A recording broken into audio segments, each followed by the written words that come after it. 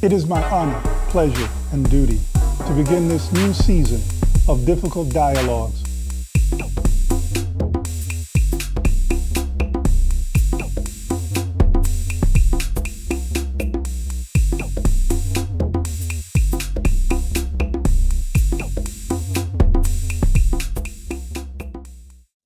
Welcome to another edition of Difficult Dialogues, a public affairs program here at Amherst Media, which I'm proud to continue to host.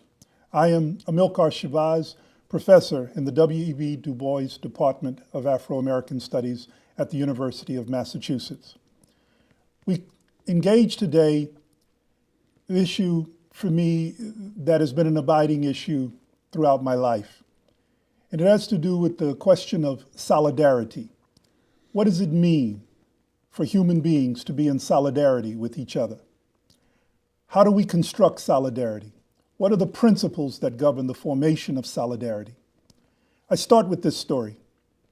When I was 17 and went off to college, University of Texas, I learned of a situation in the Middle East, as it were, involving a conflict between Palestinians and Israelis.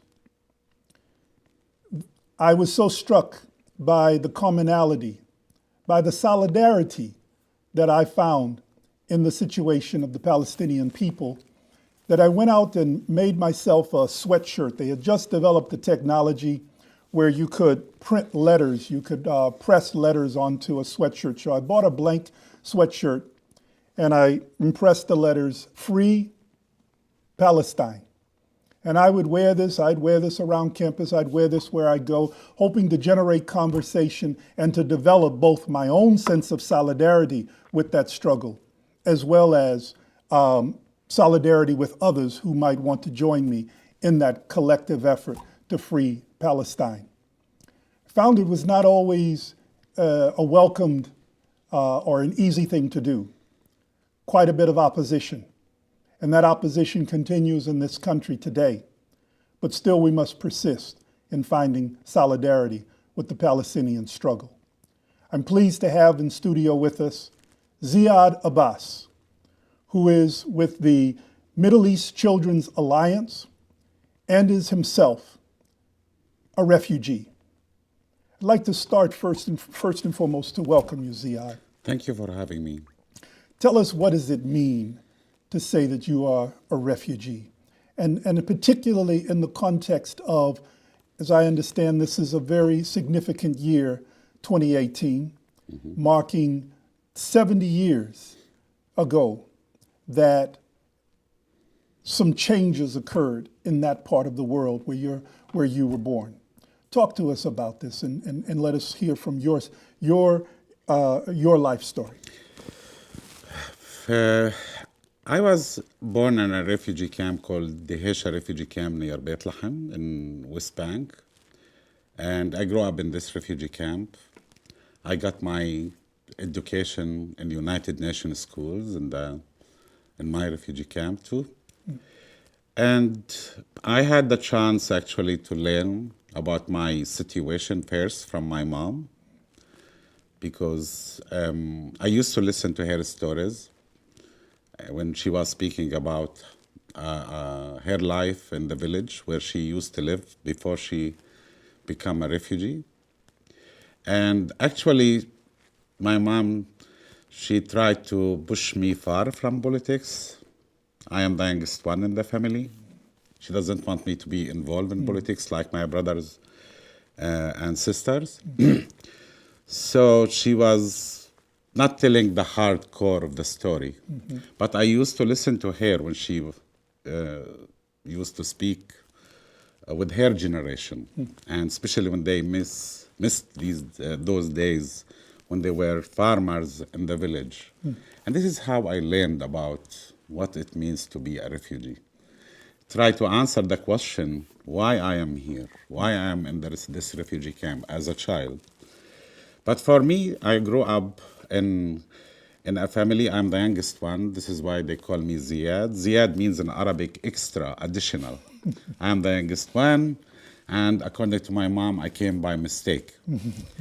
So I have two brothers and two sisters, and my parents. So we were 7 people living in one room, built by United Nations. Before that, my family used to live in a tent.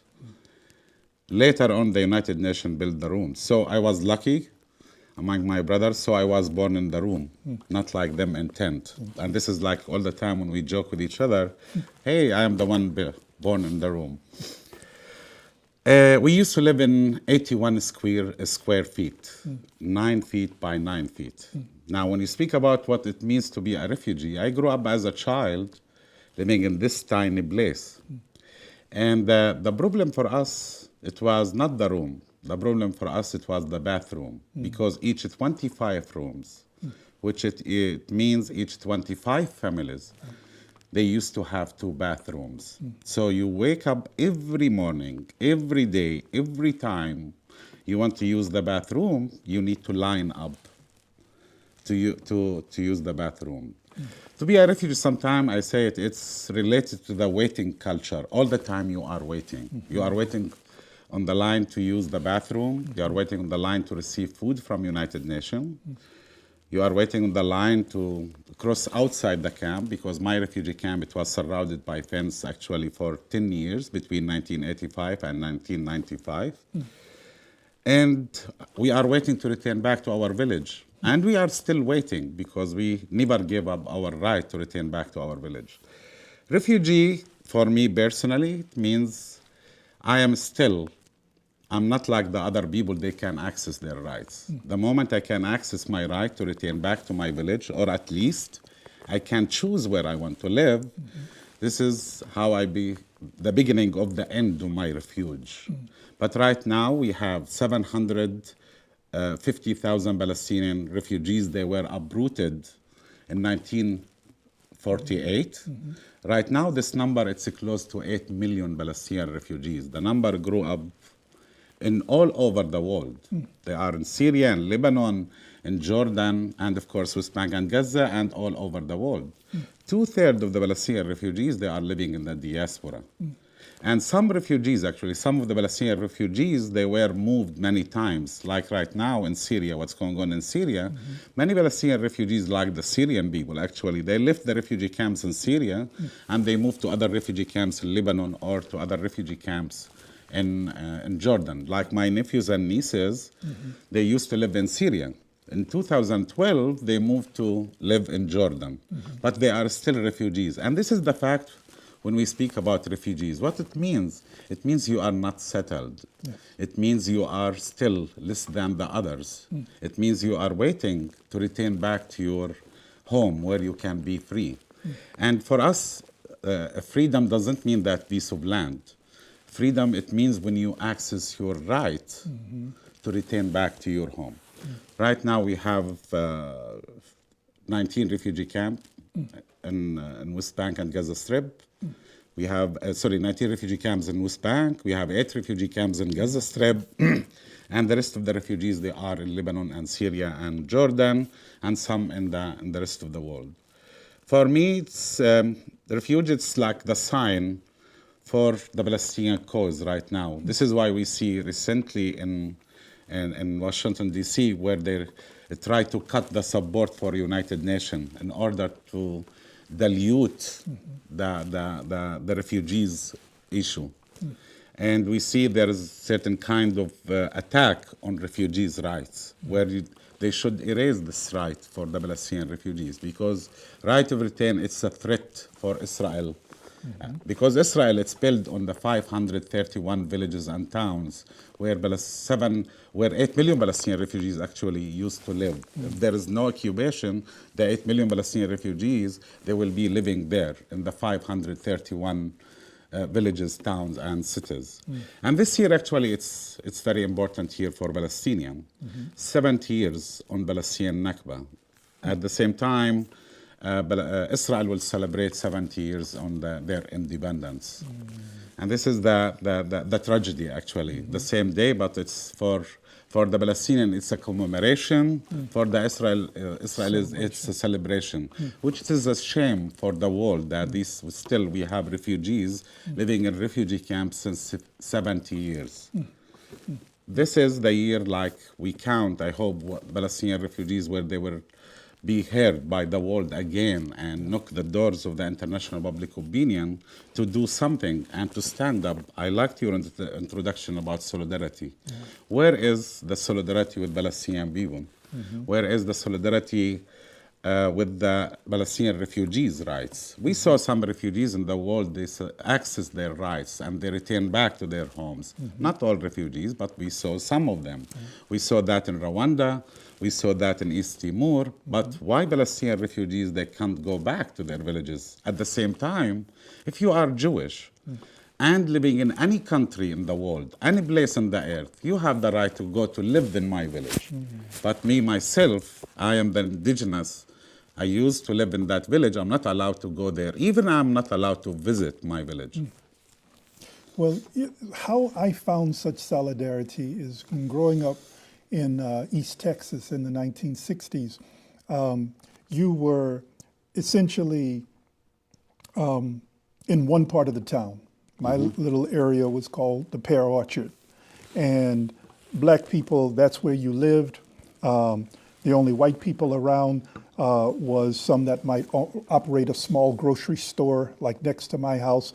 The Barrancos, Italian family, operated a small grocery store. They didn't live there. As soon as they locked up, they'd go to the other side of town to where white people lived. We had a church in our neighborhood, Catholic church. That's the only place where we saw white people other than the shop owner. We would see the priest, either Italian or they would be Irish. And then the nuns, the women religious, who were either generally Irish or Italian. Other than that, we never saw white people. We had no interaction with white people. My elementary was all African people, black people. My middle school, same thing. Then desegregation started to try to break it down a little bit, going into the early 1970s, and you start having some busing and different things, but it was very charged and a lot of hostility. So I grew up out of that context and go to university. And when I would read of the Palestinian struggles and experience, that's where I found such instant solidarity that, along with South Africa, that was a big one going on, the struggles in Southern Africa. But I saw in all of these struggles something that spoke to my own situation. And when I would see the determination of Palestinian people to persist in their rights and persist in their dreams of returning home and of being free, it spoke very much to my own desires for freedom and desires for change as well. How have you kept hope through all these many years, from growing up in Dahesha to now? Did you think it would be this long and does this camp still exist in some form in Dahesha? Yeah, actually, when we speak about the hope, it's something, it's come with you, especially for me in my case, and here I speak about my case and the community I grew up with. We were so lucky. We have very, very strong women and mothers. They were taking care of us. First of all, we survived because many children, they were died in this situation. And we survived. These mothers, they kept us on the right direction around our rights and how to survive. And this is give you a certain kind of hope inside you. You feel protected. You don't feel secure, but having these women taking care of the basic needs for us helped us to survive. Because when I say, like, standing up and waiting in line to receiving the food from United Nations and look to my shoulders used to be like this. You feel defeated, humiliated, and you feel this is the end of the life. Look, right now, I sit down in front of you, my shoulders is up. I am so proud who I am as a Palestinian refugees. Like most of the Palestinian refugees and other refugees, they survived.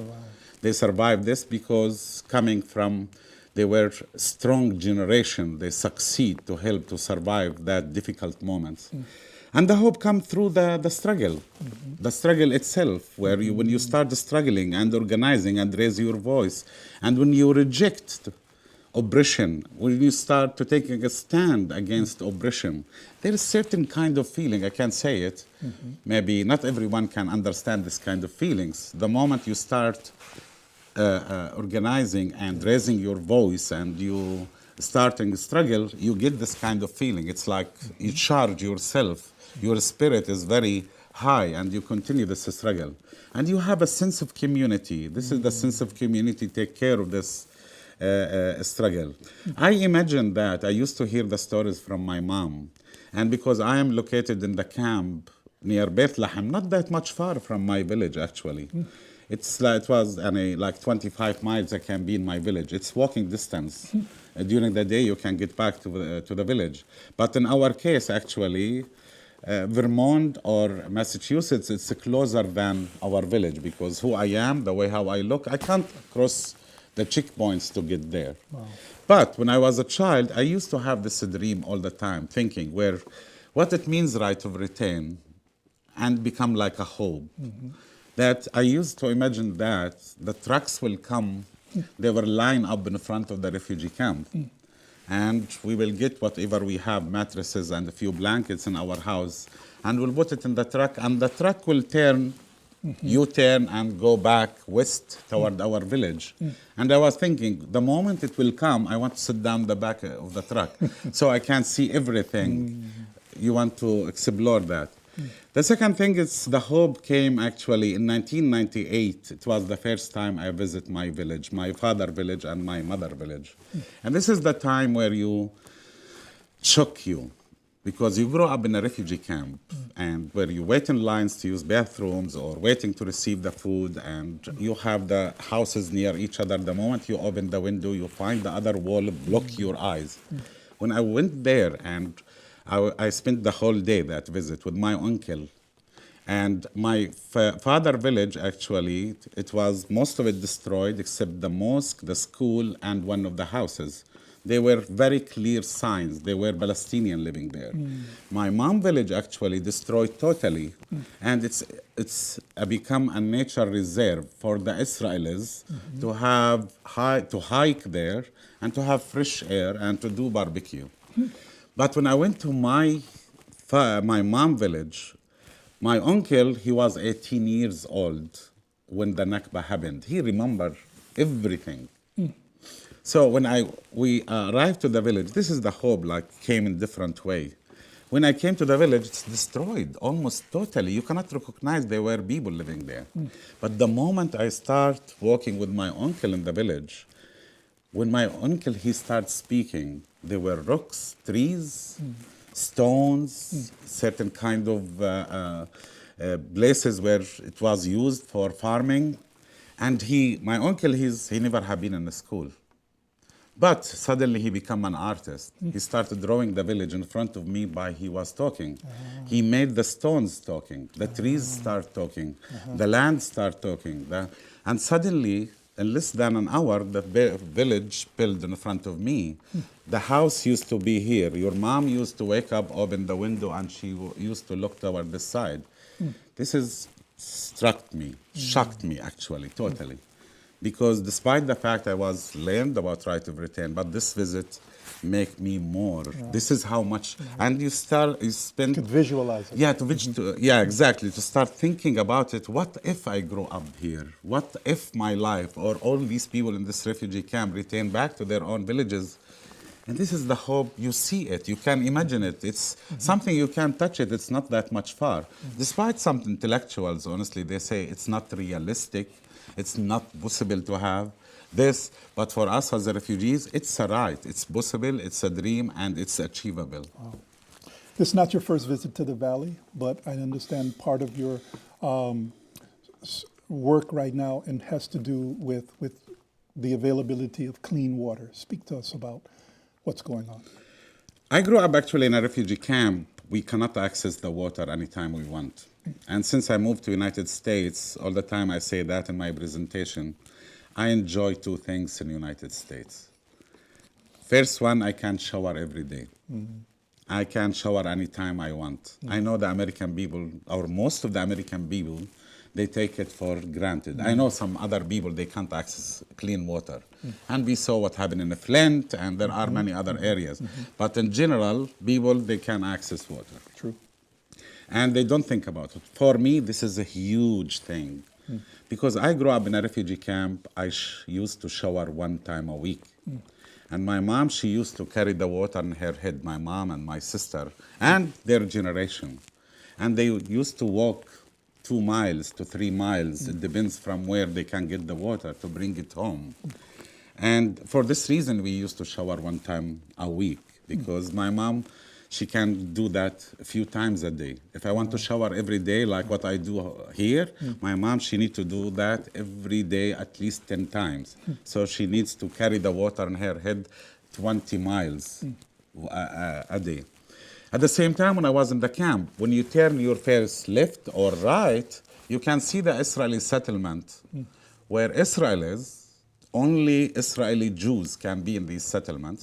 They have their swimming pools. They wash their cars. They have their own, they have the water for 24 hours. So for us, it was a huge challenge to access water. Until now in Palestine, it's a huge problem. In West Bank and in Gaza, because Israel, they control the resource. We have enough water in Palestine, but we are not allowed to access this water because the Israelis, they control this water. And for example, we have 7 aquifers, 4 aquifers in Israel, 3 aquifers in West Bank, and 1 in Gaza. Now, the 7 aquifers in West Bank and in Israel, what's called Israel, our villages and our towns, Israel control. Even in the peace agreement, they have a special agreement around water issue. That the Palestinians, they are not allowed to access the aquifers without a permit from the Israelis. So we still, every summer, it's a huge crisis for the people in West Bank. And sometimes in winter, they cannot access the water. Because most of the Israelis, they access our water. Up till 85% of our resources, the water in West Bank, it goes to the Israelis. And especially for the settlers living in West Bank, 15% of the water goes to the Palestinian. And this is part the way how it showed the discrimination against the Palestinian. Second thing, Gaza Strip has 1 aquifer. And this aquifer is polluted totally. According to United Nations reports, according to international human rights, this water between 90 to 95% is polluted. You cannot drink it as a human being. And we have actually a lot of studies, researches about this water, and many children and people, they died from this water. So in Gaza, it's a huge problem and a huge crisis. And the organization I work with, MECA, actually, we approached a school in Gaza Strip. It's in a Bridge refugee camp. And we asked that because we are Middle East Children's Alliance, we work for children. Our colleague, Dr. Mona Al-Farra, asked the children, what you need from us? We were expecting they need computer, video games, children. But we were shocked when they returned back. They said, can we have a clean glass of water? And later on, we decided, okay, we will build a water system. We did our research. We find there are local companies. And so far, until now, we built 80 water systems. Wow. Right now, we have 72 systems function well in schools, where children, they can access clean water in Gaza. And still, we will continue because we deal with this project as an emergency. Children, they get disease. People, they get disease. To add to that, Gaza under attack actually under siege since 2006. Almost right now, 12 years, coming to the 12 years, 2006, under siege. People in Gaza, over 2 million people, they are living in Gaza, living on 139 square miles. Gaza surrounded by military fence and the Israeli army all over. There are 5 gates to Gaza. It's controlled by the Israelis and 1 gate controlled by the Egyptian. And you have the military ships control the sea. So no one can enter Gaza or unless smuggle, which is very hard and difficult, but sometimes it happens. But everything coming to Gaza or leaving Gaza, it can be controlled. And they watch. And so the Israelis, they don't allow the water to get to Gaza. This is one of the main problems. Right now they face it. And Gaza, it was under attack in 2008, 2009, 2012, and 2014. And of course, part of this attack, they destroyed the infrastructure, including the electricity. So that if there is no electricity in Gaza, the infrastructure to treat the water, even the sewage system, it cannot work, cannot function. Now people in Gaza, actually, their schedule, they have 3 to 4 hours a day to access electricity. So even the sewage system, the people, they don't have a choice in Gaza. They build certain kind of pipes to take the sewage system toward the sea.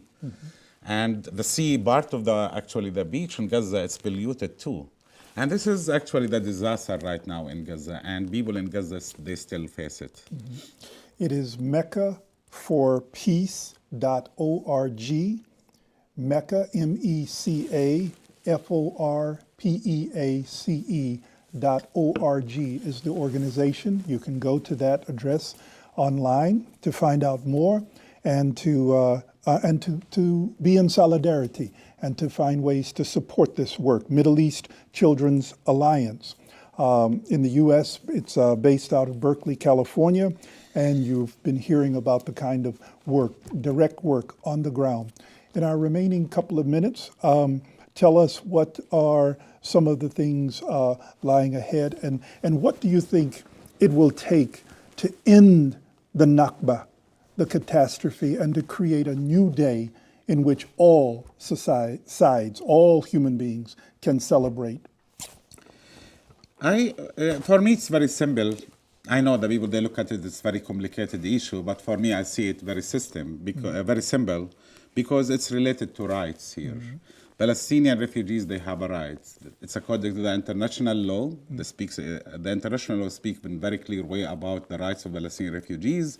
The United Nations resolutions 194 speak in a very clear way about the right of Palestinian refugees to return back to their homes and compensation.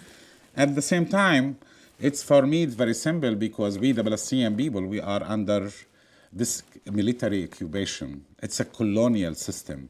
And by the way, there are many other nations, many other people, they experience that. Oh, yeah. We learned a lot from the United States. We learned a lot from the experience here by Martin Luther King and by the struggle of the African American people and other minorities in the United States. We learned about India.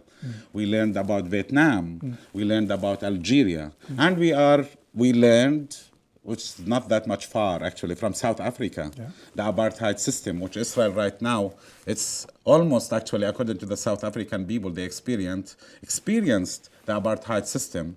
They said about the Israeli occupation, the brutality of the Israeli military occupation, more than the apartheid system in South Africa. So it's very simple. The end is coming. Eventually it's coming. For me, I can see it. My dream or my hope, I can feel it. And I believe the Israelis right now, after 70 years, they can see it too. What the Israelis they trying to do, they try to make it difficult for us to achieve that. What we try to do, Palestinian, and of course with other people, they are in solidarity with Palestinian people, they try to make it fast as much as they can. Despite the fact right now, what's going on in the Middle East, in Syria, in Yemen, in Libya, in Iraq, in different countries around us, it's lead the benefit for Israel, but in reality, the Israelis, they cannot feel secure because they are occupiers. They know that when you live as an occupier, you cannot feel secure. When you oppress someone else, you will never ever feel secure. Now, your uncle that you mentioned that who wasn't internally displaced, who stayed there on the land, you're saying he is an Israeli citizen? No, my uncle, he was born in the village. In 1948, he uprooted like my family, and he lived in my refugee camp. But when I decided to go to visit, I took my uncle with me, who was and he explained to me what everything there. Was anybody left there? Is anybody? In my father village, there were some people left there, actually part of the community in the village, because my family, when my mom left the village. She has 2 children. My brother, he was 2 weeks old. My sister, she was 2 years old. My mother, she closed the house with the key and she moved to the mountain. She thought when they stopped bombing the village, she would return back. So most of the people, they went to this hill and they were waiting. Some of the people, they went to the other side and they were waiting. Now the group, my mom, they pushed until they find themselves in Bethlehem area and after that in the refugee camp. The other group returned back to the village. They lived there for like almost a year. Later on, a decision from the government, the Israeli government, and they took all of them from the village and they throw them in other town. It is called Al-Ramla, which they are living there. Now they have Israeli citizenship. The new generation there, they are struggling like me, right of return. They go to the village, they take photos, sometimes they go collect olives, they do, but they are not allowed to live there because they are not Jewish. These areas, my village is called Zakaria, my father's village. Now it's called the Kfar Zakharia in Hebrew. Only Jewish people, they can live there, according to the Israeli system. Now, my uncle, he came to the Hesha refugee camp and he lived the rest of his life there until he passed away. Okay. But my mom, she passed away. My uncle, the key, I spoke about it, I still have the key, like most of the Palestinian refugees, despite the fact our house is destroyed, but the key is still with me. And by the way, most of the Palestinian refugees, they're still having the key of their houses, destroyed houses. Because for us, this is the key of the peace in the Middle East. The moment this key can access right of return for Palestinian refugees, this is the beginning of the peace in the Middle East. That's it. You've heard it right here on Difficult Dialogues. It's been our pleasure to have Zeiad Abbas. Organization is MECAforpeace.org. You can find it online, Middle East Children's Alliance. Thank you for coming. Thank you. Free the land. Thank you. Thank you so much for having me. All right.